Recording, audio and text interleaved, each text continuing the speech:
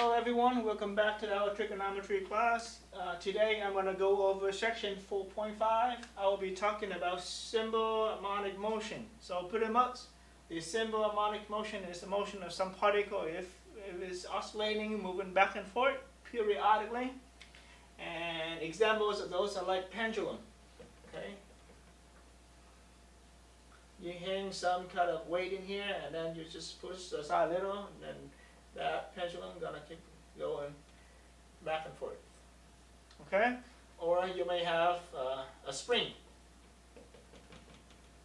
We just pretend this is a spring. Okay, and you hang up some mass in here, and you can kind of lift it up a little, or stretch it out a little. Then the pendulum gonna kind of moving up and down.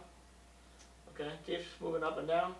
All right, and in reality, eventually up to some point, those pendulum or those spring gonna stop due to friction of the air or whatever the environment that they are put into. But ideally, in some kind of ideal condition, and we believe that those things will be oscillating forever. If there's no friction or no external force to stop them, then they keep moving forever. And with those kind of motion, because the harmonic motion, simple harmonic motion, up and down forever, or keep swinging left and right forever. Okay, or how about this? Same thing. See, it's a spring this way, and you put an object right here again in here, assuming that no friction. Okay, and you stretch it out a little and keep oscillating back and forth, back and forth. Okay. And in general, the formula that we learn in here is y is equal to a sine omega t.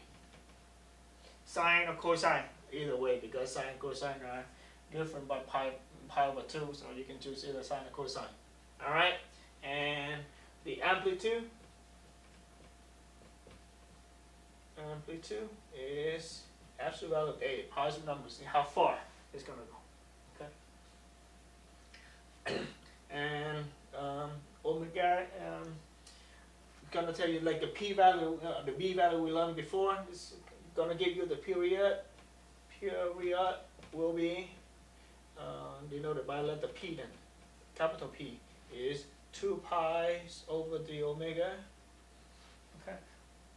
Let me send this a little bit more. That's a sine omega t. Say how about plus some theta. This called the phase shift. I don't see it in the books though. Phase shifts. Okay. And this is the main thing that we will emphasize. The amplitude is the absolute value of that A right here, and the period is P. And show you one more thing called the frequency. Frequency is the reciprocal periods. Frequency denoted by lowercase f equal to 1 over P, which is omega over 2 pi. See how many times that the object is keep moving per time unit. Could be per second, could be per hour. So if this thing is long, this thing is moving fast, and the frequency is gonna be more. Say 5 times per second, or 5 times per minute, or 2 times a minute. That's the frequency. And period is the opposite, the reciprocal of it. Okay. And this is the whole thing for the harmonic motion formula. Let me box this one for you. Okay. All right, so let me give you an example. Say you guys do the homework and you see something like this. Keep in mind I use Y and T, just typical letters, okay? They may use different letters like S in here or T there, or S in here, X there, doesn't matter. It means the same thing. So you have something like Y equal to -5 times cosine. Now I use sine, cosine of pi x. The amplitude is gonna be 5, absolute value of -5, which is 5. Graphically, if we put negative right here, means what? The graph is upside down. The amplitude is always a positive number, is 5. And what is the period P? Period is what? 2 pi over, this is omega, this is A right here. This is omega that you have, and by the way, theta in our case is 0. Okay? There's no phase shift in here. And P is 2 pi over omega, which is 2 pi over pi, which is 2. Okay? And the frequency, F, is 1 over P, which is 1 over 2. Pretty much. That's it. And we talk about the reality of this. It means what? The harmonics motion will never last forever because we have friction. We have external force that apply into like frictions, air resistance, whatever is applying to the object. So eventually, sooner or later, the movement gonna stop. So you can see something that's more practical. Let's say, for example, y is equal to e to the negative x times, say, sine of pi x. Let's just make it up. So the amplitude, what I'm trying to say, is not a constant anymore. A is equal to e to the negative x, which is a function in terms of x. And you see the graph. Ideally, this graph right here is going to be this. I'm talking about this graph right here. Okay, negative, so cosine is, so it's going to be like this. Okay? Keep going forever. This is 5. Alright, for that graph. But in reality, this graph right here is going to look like this.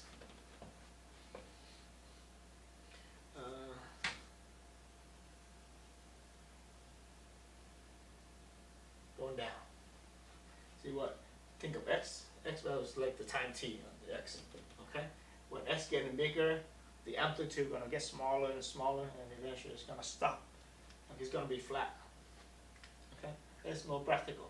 And of course, same thing right there for the period. P is still 2 pi over pi, which is 2, and it's right here, so I don't have to rewrite it. Okay?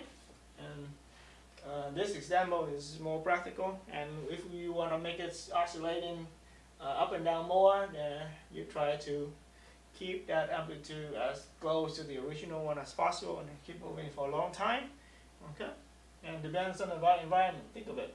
When you put the pendulum in the air, it keeps swinging fast, right? But if you put a pendulum in the water, then what? It still keep moving left and right, but it's gonna stop quickly. And say you put in oil, let's even stop quicker. Let me see. So the main thing for our section right here is not much. Those are the things right here. You are given an equation. You look for the amplitude, the period, and the frequency.